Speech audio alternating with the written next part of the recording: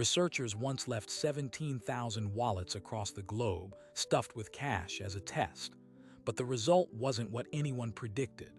In 38 out of 40 countries, a strange pattern emerged. The more money inside, the more likely a person was to return it. This is the story of the one test that wasn't about data. It was about revenge. The man behind this private experiment was a reclusive billionaire named Alastair Vance. After being betrayed by his own family, he became obsessed with one question: are people truly honest, or are they just honest when it doesn't cost them anything? To find the answer, he began planting wallets himself, in the one place he thought people might still have a conscience: an empty church. He had no idea that the next person to find one would be a 9-year-old boy named Marcus, who needed that money more than anyone. Marcus Johnson was 9 years old and his world was shrinking by the day. His mother's multiple sclerosis had gotten worse that winter, confining her to a rented hospital bed in their living room. The medical bills were a stack of unopened envelopes on the kitchen counter, a quiet, growing monster. Marcus had learned to make simple meals, to help his mom with her medications, to be very, very quiet when the pain was bad. He didn't go to the park much anymore. Instead, he'd walk to St. Mary, 3 blocks from their apartment, because it was always open, always warm, and always empty in the afternoons. He'd sit in the back pew, not praying exactly, just sitting in the quiet, a temporary ceasefire in the war of worry he was learning to fight at 9. On the other side of the city, in a penthouse that overlooked the entire skyline, Alastair Vance was also sitting in silence, but his was cold and expensive. His fortune, built in defense contracting, was measured in billions. His family, however, was measured in betrayals. A year earlier, a forensic audit had revealed that his own nephew and sister had systematically siphoned millions from a family charity, funds meant for veterans' housing, funneling them into shell companies and luxury real estate. The lawsuit was public, vicious, and it broke something in him that had nothing to do with money. The people who shared his blood had seen his wealth not as a legacy, but as a target. It made him question every interaction, every handshake, every smile. Was anyone honest, or was everyone just waiting for their price? This is where the global research met a personal obsession. Vance read about the 17,000 wallet study. He was fascinated not by the average return rate, but by the outliers. Who were the people who returned a wallet with nearly $100 in it? What made them different? He believed the study's authors missed a crucial variable: sanctuary. A bank or a post office was a public, transactional space. But what about a place explicitly dedicated to morality? Would the promise of heaven or the fear of hell move the needle? He hired a small, discreet team. They identified several churches known for keeping their doors unlocked. The protocol was simple: plan a high-quality leather wallet in a pew. Inside would be a believable identity, a driver's license, some store cards, and cash. Always cash. The amounts varied: $40, $100, sometimes $500. A hidden camera, small and battery-powered, was positioned to capture the finder's reaction. He wasn't looking for statistical significance. He was looking for a unicorn, one genuinely honest person in a world he now believed was morally bankrupt. Meanwhile, the pressure in Marcus's home was reaching a breaking point. The notice from the electric company was final: shut off in 72 hours unless $324 was paid. His mother had cried that morning, a soft, defeated sound he pretended not to hear from the kitchen. After school that Tuesday, Marcus went to St. Mary's. He needed to think. He walked down the familiar center aisle, the dust motes dancing in the colored light from the stained glass windows. He slid into his usual pew, the third from the back, and his knee brushed against something. It was a brown leather wallet, soft and worn, sitting right there on the polished wood. He looked around. The church was utterly empty. He picked it up. It felt heavy. With a furtive glance toward the altar, he opened it. His breath caught. There was a fan of crisp $100 bills. He didn't dare count them, not here, but there were so many.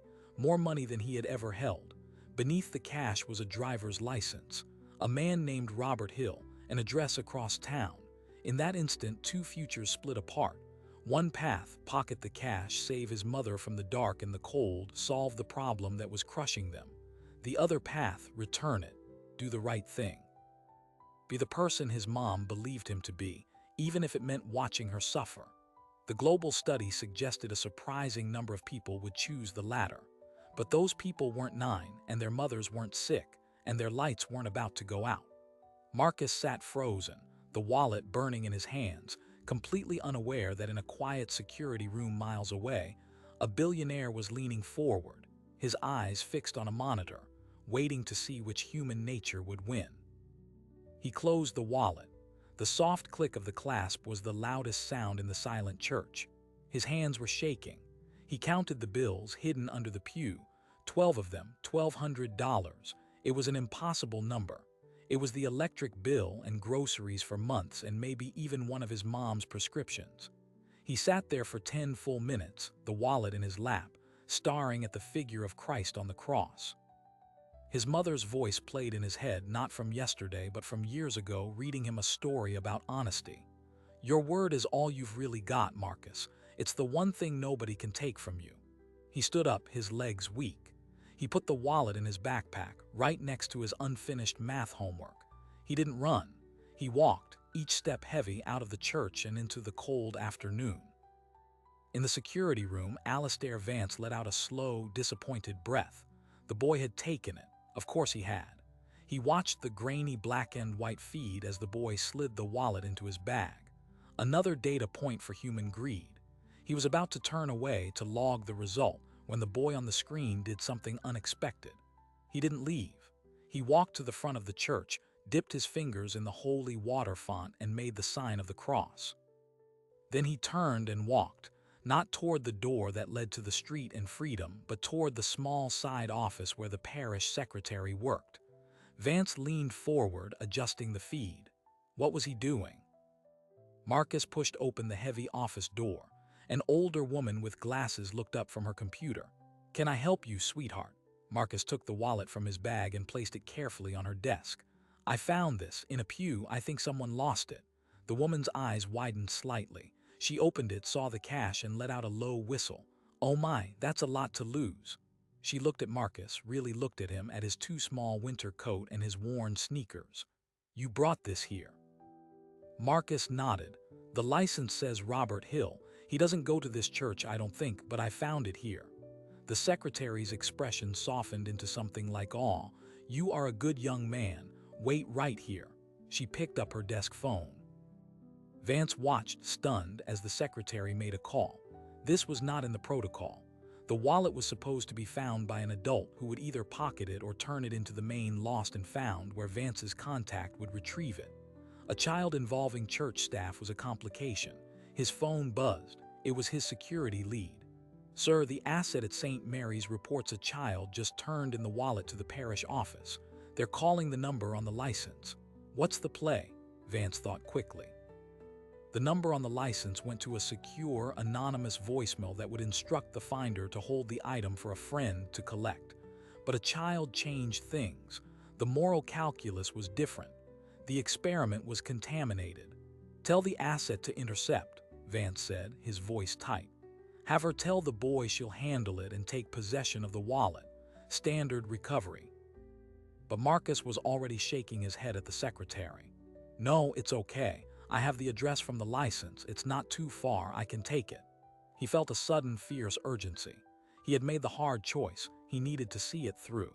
He needed to see the relief on Robert Hill's face to make the good deed real, to prove to himself that he had done it.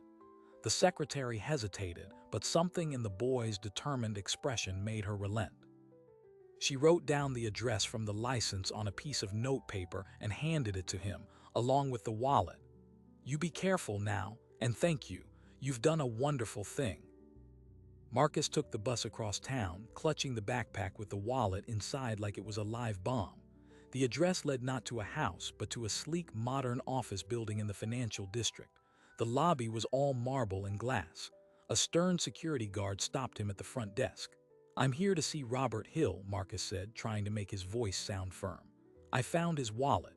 The guard eyed him suspiciously, then made a call. After a short conversation, he nodded. Penthouse suite. Elevator on the right. He's expecting you. The elevator ride was silent and too fast. The doors opened directly into a vast, minimalist living room with a breathtaking view of the city. Standing by the window, his back to Marcus, was a tall man in a dark suit. He turned around. He wasn't the Robert Hill from the driver's license photo. This man was older, his hair silver, his face sharp and unreadable. This was Alistair Vance. "Hello, Marcus," he said. His voice was calm, deep, and it filled the room. Marcus froze. How do you know my name?" Vance gestured to the wallet in Marcus's hand. "A guess, but come in. You've had a long journey." Confused and suddenly afraid, Marcus stepped out of the elevator. The doors slid shut behind him, sealing him in. "You're not Robert Hill," Marcus said, his voice small. "No," Vance replied. "Robert Hill doesn't exist. The wallet is mine. I put it there."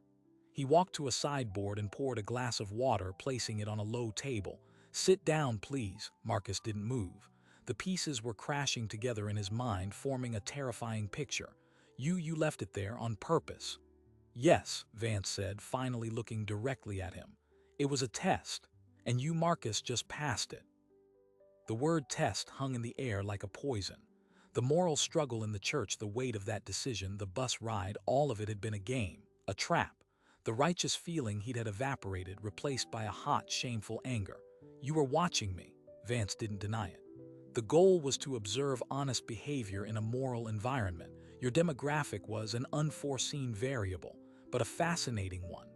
Marcus's eyes welled up, but he blinked the tears back furiously. He threw the wallet onto the expensive rug. "Then you can have it back. I don't want your stupid test." He turned to go, but the elevator required a key.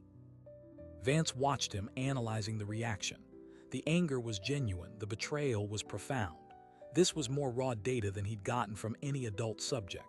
"You're upset, that's understandable, but you made the correct choice. You should be proud." "Proud?" Marcus spun around, his small fists clenched. "My mom is sick, our lights are going to be turned off. I thought I was helping someone who lost their money. I thought I was being good, but you were just playing a trick." The raw need in the boy's voice, the specific, tangible stakes, hit Vance with a physical force. This wasn't a theoretical exercise in honesty. This was a child facing real darkness, who had chosen the light even when it cost him everything. The global study talked about self-image. This boy's self-image was the only thing standing between his family and disaster. For the first time in years, Alistair Vance's clinical detachment cracked. A flicker of something else, remorse, curiosity, shock, passed behind his eyes. "The lights are being turned off."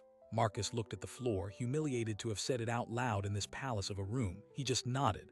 Vance was silent for a long moment. The experiment was over. The subject had become a person. "Sit down, Marcus," he said again, his voice different now, softer. "Tell me about your mother." And as the boy, defeated and confused, began to speak, the billionaire's carefully constructed world of tests and cynicism began to silently unravel. He had set out to prove that no one was truly honest. Instead, he had found a boy whose honesty was so profound. It was about to expose the most dishonest thing of all, Vance's own heart. Vance listened as Marcus spoke in halting sentences about his mother, about the bills, about the constant, grinding fear of what would break next. The clinical observer in him noted the data points: single-parent household, chronic illness, financial precarity. But the man, the one buried under 4 years of bitterness, heard something else, a familiar tune. It was the sound of a system failing someone who didn't deserve to fail. He had heard it in the stories of veterans his charity was supposed to help before his family looted it. He heard it in his own story of trust weaponized by those closest to him. When Marcus finished, the room was very quiet. Vance stood and walked to his desk. He picked up a phone, pressed a button. "Eleanor, cancel my remaining appointments today and bring in the car." He looked at Marcus. "We're going to your apartment." Marcus recoiled. "Why?"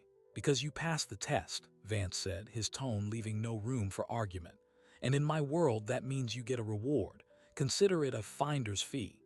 The drive across town in the silent luxury car was surreal. Marcus stared out the tinted window at his own neighborhood passing by, now looking shabbier than ever. He gave quiet directions to the driver.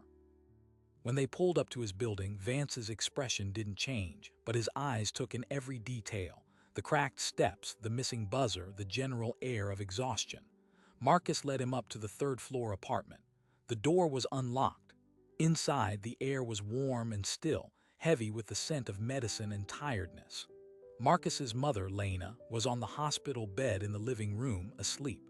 A portable oxygen concentrator hummed beside her. Vance didn't enter fully. He stood in the doorway, a stranger in a $5,000 suit, and the incongruity of it was so sharp it felt violent. Marcus went to his mother, touched her shoulder gently. Mom, there's someone here." Lena Johnson's eyes fluttered open. It took her a moment to focus, to see past her son to the figure in the doorway. Confusion, then a flicker of alarm crossed her face. She struggled to sit up. "Marcus, who is this?" "This is Mr. Vance, Mom. He lost his wallet. I found it." It was the simplest version of the truth, and it was all he could manage. Vance stepped forward then, his demeanor shifting into something more practiced, less intense. "Mrs. Johnson, my apologies for the intrusion. Your son did an extraordinarily honest thing today. I wanted to thank you personally and to offer some assistance." He gestured to the stack of bills. Marcus mentioned some pressing concerns. What happened next was a blur of efficiency that felt like magic to Marcus. Vance didn't hand over cash. He made calls. Within an hour, a woman from the electric company called back to confirm the disconnection had been canceled, and the account was paid in full for the next 6 months. A man from a medical supply company arrived with a new, quieter oxygen machine and a month's worth of supplies. A grocery delivery appeared at the door, filled with fresh food and easy-to-prepare meals. Lena watched it all from her bed, her face a mask of stunned disbelief. She kept looking at Marcus, her eyes asking a silent question. "What did you do?" Marcus could only shrug. As evening fell, Vance prepared to leave. He handed Marcus a plain white business card. On it was only a phone number. "If anything else comes up, anything, you call that number. It goes directly to me." He looked at Lena. "You have a remarkable son, Mrs. Johnson. The world needs more like him." Then he was gone. The apartment felt different. The immediate threat had lifted, but it was replaced by a new, strange tension. The kindness felt too large, too heavy. "Marcus," Lena said, her voice weak but clear, "tell me everything from the beginning." Meanwhile, Vance returned to his penthouse, but he couldn't settle. The image of that apartment, of the boy next to his sick mother, wouldn't leave him. He had gone there to close the loop, to reward a data point and end the experiment. But he hadn't ended anything. He had opened a door. He paced before the city view windows. His security lead called. "Sir, we've retrieved the equipment from St. Mary's. The feed is archived. Do you want the team to deploy the next wallet at the location in Midtown tomorrow?" Vance stared out at the glittering lights. "No," he said. "Suspend the project indefinitely." There was a pause on the line. "Understood, sir." For the next week, Marcus's life improved in tangible ways. The relief was physical. He slept through the night for the first time in months. His mom seemed a little stronger, a little less afraid. But Marcus carried a secret weight. He hadn't told his mother about the cameras, about the test. He had lied by omission. The honesty he'd been rewarded for felt tainted. He kept the business card in his sock drawer, a totem of that strange afternoon. Then on Tuesday, his mother had a severe episode of muscle spasms and pain. The free clinic was overwhelmed. In a panic, remembering the promise, Marcus dug out the card and called the number. Vance answered on the first ring. 30 minutes later, a private nurse, arranged and paid for by Vance, was at their apartment, administering medication and stabilizing Lena. Vance himself arrived an hour after that. This time he stayed. He sat with Lena and talked, not about charity, but about her illness, her past work as a librarian, her love for Marcus. He listened, really listened. And Lena, starved for adult conversation and disarmed by his lack of pity, talked back. Marcus watched from the kitchen, bewildered. This wasn't a billionaire bestowing gifts. This was a man showing up. The next day, Vance called again. He had spoken to a specialist at the university hospital. He could get Lena an appointment, a full evaluation if she was willing. This was the turning point, the moment the story escalated from a singular act of kindness into something more complex and dangerous. Lena was willing. The specialist, Dr. Evans, was one of the leading minds in multiple sclerosis research. The appointment was scheduled. Vance's driver took them. The medical suite was nothing like the free clinic. It was calm, efficient, and thorough.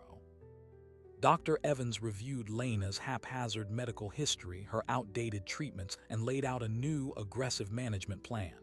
It involved new medications, physical therapy, and regular monitoring. The cost was astronomical. Vance didn't blink. "Set it up," he told the doctor.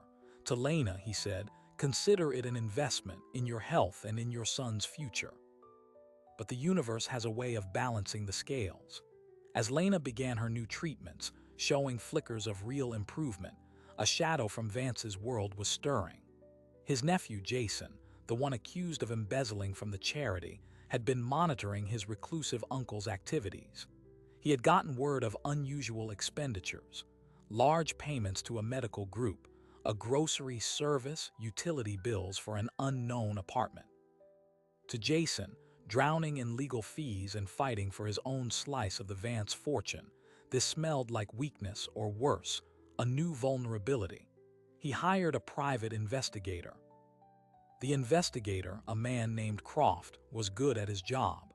It took him less than a week to connect the payments to Lena and Marcus Johnson. He dug deeper. He found the connection to St. Mary's Church. He couldn't access the hidden camera footage, but he interviewed the parish secretary, who vividly remembered the sweet boy who turned in the wallet. Croft constructed a narrative. The famously paranoid Alistair Vance, obsessed with testing people's honesty, had been emotionally snared by a poor kid he tested. It was perfect. Jason saw his opening. If he could prove his uncle was emotionally compromised, acting erratically, showering resources on strangers, it could be used in the ongoing civil case to challenge his mental competence, to have a conservator appointed. It could break Vance's control of the trust funds. Jason arranged a meeting. He didn't go to the penthouse. He ambushed Vance at the private club where he sometimes had lunch. "Uncle Alistair," Jason said, sliding into the booth opposite him. "Heard you've taken up philanthropy again, personally. How's the what's-the-name Johnson family?" Vance went very still. The warmth that had begun to thaw his features over the past weeks froze solid again. "You're having me followed." "I'm protecting the family interests," Jason said smoothly. "You're funneling significant resources to a woman and her son with no oversight, no due diligence. It's concerning. After your recent disappointments with people taking advantage, one might think you'd be more careful." The threat was clear. "Back off, or I'll use this to destroy you in court and have you declared unfit." Vance left the club cold with fury. He had found a sliver of light in the Johnsons, a reason to be something other than a wary sentinel of his wealth, and now his own blood was using it as a weapon. He went to the Johnsons' apartment that evening, but his mood was dark, agitated. Lena noticed immediately. "What's wrong?" she asked. Vance, standing in the middle of their small living room, felt the walls closing in. He had brought danger to their doorstep. His nephew was a shark, and he had just smelled blood in the water. He made a decision born of both protection and pride. "My family," he said, the words bitter. "They've taken an interest in you. In my helping you, it's not a friendly interest." He laid it out plainly: the lawsuit, the embezzlement, the threat Jason posed. Lena absorbed this, her face grave. Marcus listened from the hallway, his heart pounding. "So they'll use us to hurt you," Lena summarized. Vance nodded. "They will try." Lena was quiet for a long moment, then she said something that would change the course of everything. "Then we don't let them." She looked at Vance, her gaze steady. "You helped us when you didn't have to. You saw my son for what he is. Now I see you. You're not just a rich man with a guilty conscience. You're a man who's been hurt, and you're trying to remember how to be human. We're not your weakness, Mr. Vance. We're your evidence." She reached for a folder on her side table. It was filled with every receipt, every invoice, every note of every interaction related to Vance's help. "I've documented everything.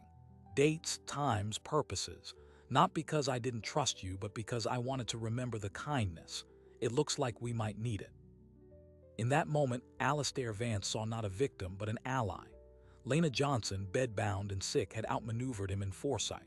She had the one thing his nephew's lawyers would never expect: a clean, transparent record. It was the perfect defense. But it required something Vance had avoided for years: going on the offensive. He smiled, a real, sharp smile that didn't reach his eyes. "Mrs. Johnson," he said, "how would you like to help me teach my nephew a lesson about honesty?" The trap was no longer about a wallet in a church. It was about to be set in a courtroom, with the entire Vance fortune on the line and the most unlikely of witnesses waiting to testify. The battle moved from the shadows of private investigations into the stark light of a probate courtroom. Jason Vance's legal team filed an emergency motion, alleging that Alastair Vance, due to age and emotional distress following the family betrayals, was exhibiting erratic judgment and financial imprudence, specifically citing his unexplained and excessive gifts to the Johnson family. They requested a temporary conservatorship. It was a blunt instrument, designed to humiliate and control. Alastair's lawyers countered aggressively, but the judge, wary of the vast sums involved, scheduled a hearing. On the morning of the hearing, Vance arrived with his attorneys, and then, in a move that made Jason's lawyer lean over and whisper furiously, Lena Johnson entered the courtroom in a wheelchair pushed by Marcus. She was dressed simply, her medical folder clutched in her lap. Marcus wore a suit that was slightly too big, borrowed from a community center. Vance had offered to buy one, but Lena had refused. "We need to be who we are," she said. And who they were was a powerful visual: a sick mother and the son who had tried to save her with nothing but his honesty. Jason's attorney rose first. He painted a picture of a reclusive, paranoid billionaire, manipulated by a clever, desperate family. He referenced the wallet experiment as proof of Vance's bizarre, untethered social testing. He implied the Johnsons had discovered the test and played along to exploit a vulnerable old man. Then it was the defense's turn. Vance's lead attorney, a woman named Clara Shaw, had a different story to tell. She called Lena Johnson to the stand. The questioning was gentle but precise. Clara guided Lena through her illness, her financial situation, the day Marcus came home talking about a wallet. Lena spoke clearly without embellishment. Then Clara presented the folder. "Mrs. Johnson, can you tell the court what this is?" "It's a record," Lena said, "of every interaction with Mr. Vance. Every payment made on our behalf, every doctor's appointment he facilitated, every grocery delivery. I wrote down the date, the amount, the purpose, and what was discussed." Clara had the folder entered into evidence. The judge flipped through it. It was meticulous, chronological, and transparent. It looked nothing like the records of a grift. It looked like the accounts of someone who understood the weight of a gift and refused to be ambiguous about it. "Why did you keep such detailed records, Mrs. Johnson?" Clara asked. Lena looked at Marcus, then at Vance, then at the judge. "Because what my son did was honest. What Mr. Vance did was kind. In my experience, the world tries to muddy those things. It calls need greed and help weakness. I wanted a clear line, so my son would always know the difference." Then it was Marcus's turn. He was sworn in, his voice barely audible until the judge asked him to speak up. Clara's questions were simple. "Marcus, why did you return the wallet?" He thought for a moment. "Because it wasn't mine." "Even though you needed the money." "Especially because we needed it," he said, and the courtroom was so quiet you could hear the air conditioning. "If I kept it, then we'd be the kind of people who steal. And we're not." Jason's attorney on cross-examination tried to trip him up. "Did you know there was a camera? Did you know it was a test?" Marcus shook his head. "No, sir, I just saw a lost wallet." "And you weren't hopping for a reward?" Marcus looked confused. "A reward for giving back something that wasn't mine? No, that's just what you're supposed to do." The final witness was Alastair Vance himself. Under his own lawyer's questioning, he did something extraordinary. He told the truth. He admitted to the wallet experiment, to his cynicism, to his desire to prove human dishonesty after his family's betrayal. He described watching the footage of Marcus's struggle in the pew, his decision to go to the office, not the door. "I have spent a lifetime assessing risk and analyzing data," he told the court. The data from my experiment was consistent with global studies. People are often surprisingly honest, especially when the stakes for their self-image are high. But Marcus wasn't a data point. He was a correction. He returned the money when his need was greatest. He presented me with a bill for the electric company, not for himself. He showed me that honesty isn't a calculation. It's a character. Helping his family wasn't erratic. It was the first rational thing I've done in years. The judge dismissed Jason's petition for conservatorship that afternoon. He called the evidence of the Johnsons' exploitation not only unfounded, but refuted by the apparent integrity of the very individuals supposedly doing the exploiting. He noted that Mr. Vance's philanthropic activities, while personal, were documented and coherent. Jason was ordered to pay his uncle's legal fees. The victory was total, but it was what happened after that truly resolved the story. Vance didn't retreat back into his penthouse. The fight had stripped away his last layers of isolation. He became a constant, steady presence in the Johnsons' lives. He funded Lena's ongoing treatment fully, but more importantly, he became her friend. He read to her on bad days. He argued with her about books. For Marcus, he became something between a mentor and a guardian.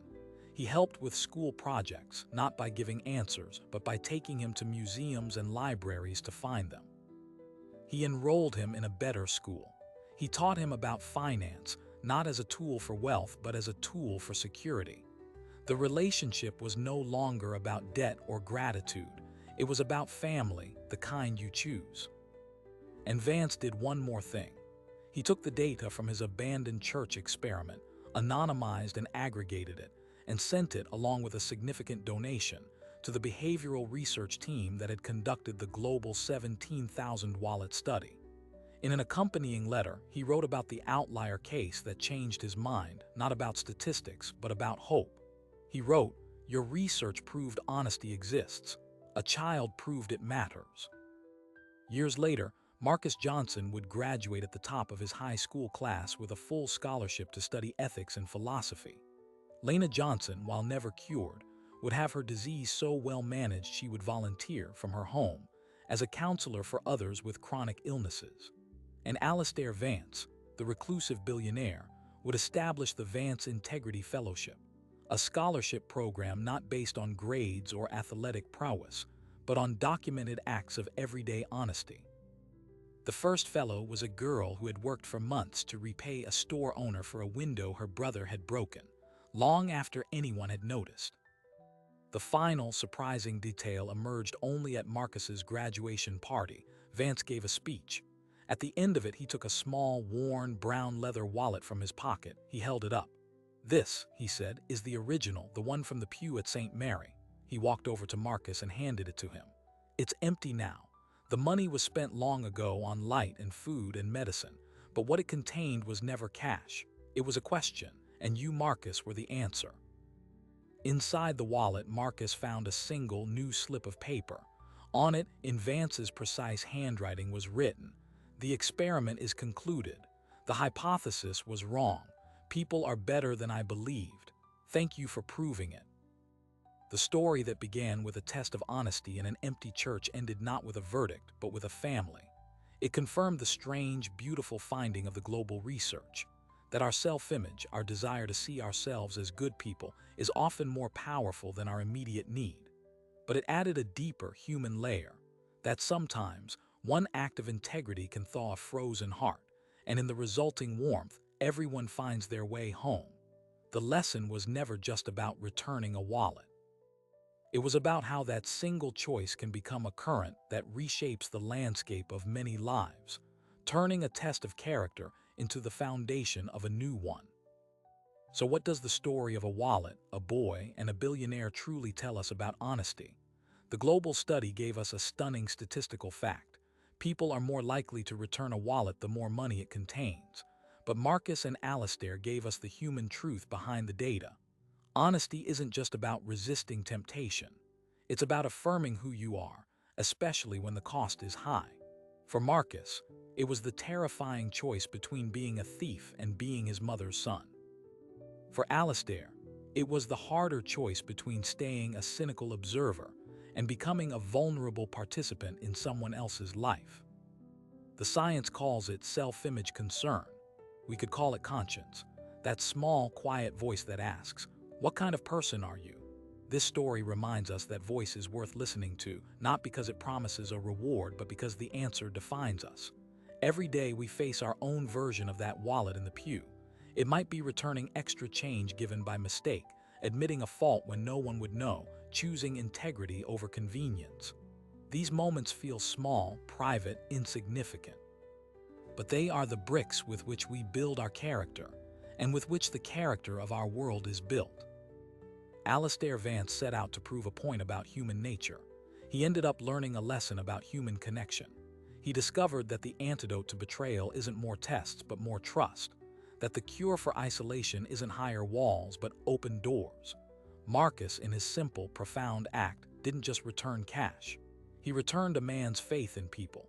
And in doing so, he proved that the most valuable thing in any wallet isn't the money. It's the chance to choose who we want to be. We live in a world that often feels fractured, cynical, and self-interested.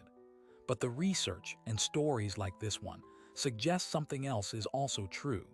A deep, shared desire to be good, to be seen as good, to live in a world where goodness is still operational. That desire is a powerful force.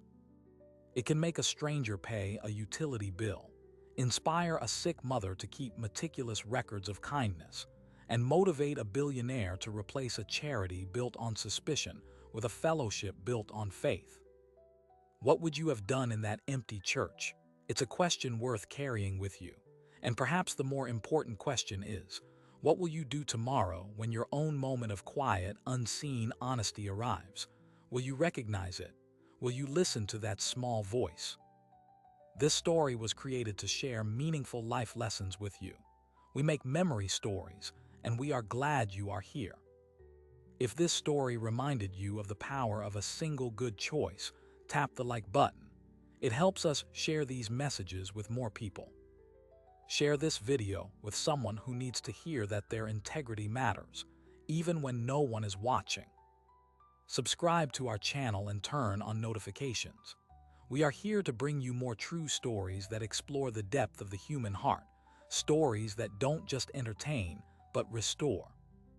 Tell us in the comments, have you ever found or returned something valuable? How did that moment make you feel? Thank you for watching, for listening, and for being part of a community that believes in the quiet power of doing the right thing. May your path be guided by that inner compass, and may you always have the courage to follow it. Until next time.